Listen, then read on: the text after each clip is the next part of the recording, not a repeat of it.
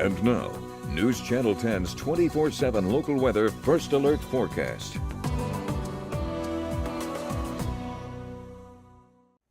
Well, good Tuesday morning, everyone. It is a cold start to your day out there as we're seeing actual temperatures down in the 20s and teens for pretty much everyone around the region. Our coldest temperature so far is Hereford, sitting at 12 here to start the day. But once we factor in the wind speeds, which really aren't that bad, they're about 5 to 15 miles an hour. Our wind chill in Amarillo to start this morning is 9. You'll see Hereford is 1, 3 in Dalhart and Portales, 4 in Clovis and Tulia.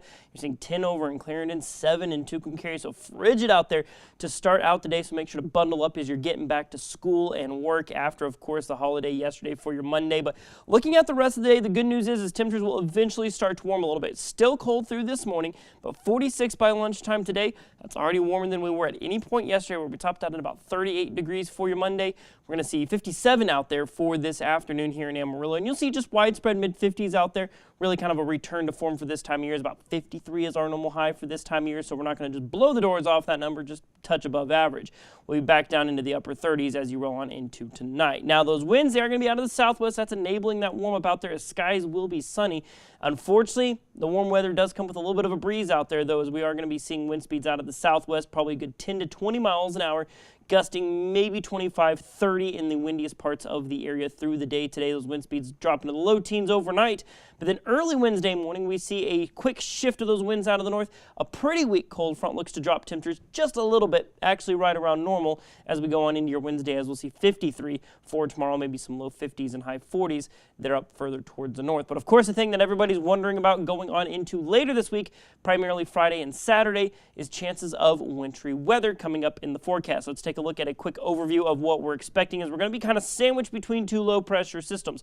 The one up around the Great Lakes region, that's going to be steering a cold front in out of the north. Now, this is the element of the forecast for Friday and Saturday. This is going to be late Thursday into early Friday. This is looking pretty concrete. We're going to be seeing a pretty sharp cool down. We're going to see daytime highs at least down in the 30s, maybe even 20s and teens for parts of the area, with those overnight lows down in the tens and single digits out there as well. But the bigger question mark in all of this is a secondary low pressure coming up from the southwest, funneling moisture to meet up with that cold air. Now, right now, the way it shakes out is that we're going to be seeing snow around the Texas Panhandle, a lot of kind of freezing rain, wintry mix, icy conditions around north and central Texas, with rain off towards the south and furthering implications there further off towards the east. But this is kind of the best case scenario for Amarillo. A northerly track brings more snow chances to the region. But if that low comes in a little bit further south, well, most of the better snow chances shift further south with it. Maybe Amarillo misses out a little bit. So, of course, a lot of fine-tuning left with this to do. Now, right now, like I said, the cold air looks like it's coming regardless of the moisture chances. Now, the moisture chances, I think, are going to come for at least parts of the nation.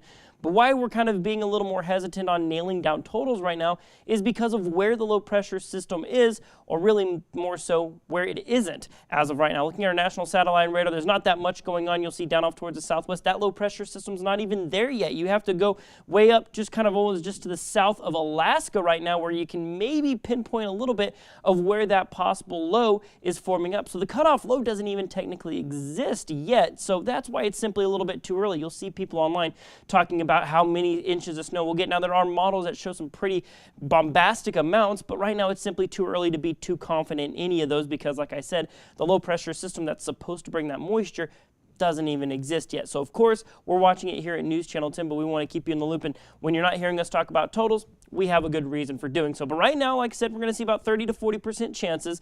We're going to see daytime highs drop down into the 30s after spending a couple of days down in the 50s. Overnight lows down around 10. Right now, I've got Saturday's high very cold there at 23 degrees. Going to be seeing wind chills possibly below zero in the overnight periods. And then Sunday will start to clear out a little bit, still maybe a little bit chilly. Of course, temperatures will come down if we do see significant snow on the ground. But right now, I've got us at 38 and 46 there for next Monday. So, of course, a lot of things going to be changing here with the forecast across these next couple of days. We'll be nailing it down. Our First Alert weather team staying on top of it. So myself, Doppler Dave, will keep you up to date with everything that you need to know as we possibly track our way towards a winter weather event.